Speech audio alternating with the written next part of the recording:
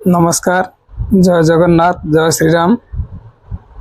Kendrapara जिलार Rajnagar block रे जो डंगा बुड़ी होती 2013 और 2016 मसीह केवल उद्घाटन हो स्वीकृति सर्टिफिकेट ग्रहण कर मात्र 15 मासरे निर्मित स्टाडियम रे दर्शकों बसिबा क्षमता 20,011 जन लोक दाबी आम विधायक थिबा समय रे 2013 मसीह रे दीटी पोल टेंडर होता आली सहित संयोगीकरण करने गोटे हूँ पालपाटना आली सेतु आउ गोटे हूँ एकमाणिया केरड़ागड़ सेतु।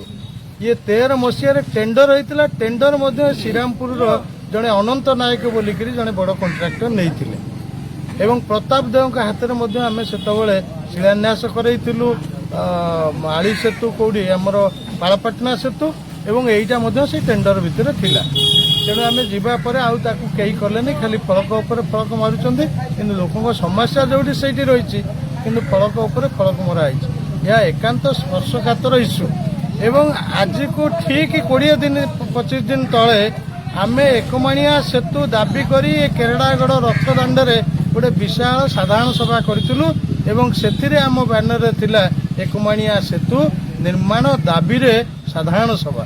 तेणु सरकार या कर्णपात करूना ये जो इश्यू अच्छी से इश्यू आज दीटे लोकंर प्राण गला से किए दायी रही मात्र 15 मासरे निर्मित स्टाडियम रे दर्शकों बसिबा क्षमता 20,011 जन रही हॉकी भित्तिभूमि रे ए स्टाडियम एक बेंचमार्क आज्ञा बुझिले तो मात्र 15 मासरे कोटी कोटी टंका खर्च होई हॉकी स्टाडियम बना गला किंतु सारा राज्य रे एमती बहुत पोल अधा खंडिया ही रही शुभ दिया ही रही किंतु हो पारुनी 964 कोटी अधिक टंकार 600 प्रकल्पर उद्घाटन एवं शिलान्यास करछंती। घरू बाहरिबाकु हेले डंगा उपरे निर्भर करबाकु पड़े। पंचायतवासी दाबी पर मुख्यमंत्री 2016 नवेम्बर रे पोल निर्माण पई शिलान्यास करथिले।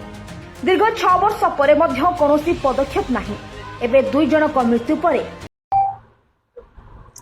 देखो आगे फलक को देखु ये कौ मसीह उद्घाटन होता आज की 7 वर्ष पूरी 8 वर्ष चलो किंतु हो पाला ना दुईटा मूल्यवान जीवन चलीगला। स्वयं नवीन पट्टनायक आज पर्यटन फॉलो कर पारना किंतु पांड्यान सार कर आम भी कही पारनु से आम भगवान भरोसा। हाँ घाटिया घाटिया 3 जन केला गस्तरे 964 कोटी अधिक टंकार 600 प्रकल्पर उद्घाटन एवं शिलान्यास करछंती। आज्ञा जो 964 कोटी टंका खर्च होईची केते जन साधारण लोकंकर उन्नति होईची और केते जन साधारण लोक यादर उपकृत होईछन।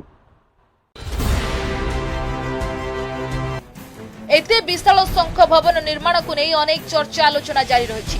भवन निर्माण रे केते टंका खर्च होईची ताकू नहीं राज्य राजनीति हम बारंबार मीडिया भाई माने पेपर बाहर करथि टीवी रे बाहर करथि हम बोल हबर प्रतिष्ठित होइछि सब बेला पई किनु 8/11/2016 मसिया रे किना नवीन पट्टनायक निजे आसी राजनगर हाई स्कूल पड़िया रे शिलान्यास करी गले आज पर्यंत शिला भी आसी नहीं हम नदी पाखकू से शिला एबे हाथी ऑफिस रो कोन रे थुआ आइछि कोन टंका आज कोन बुला कोन।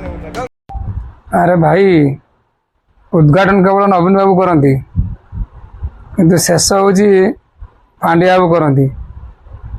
भाग्य को आदरी आप बंचतु क्या मान मारी किसी लाभ नहीं।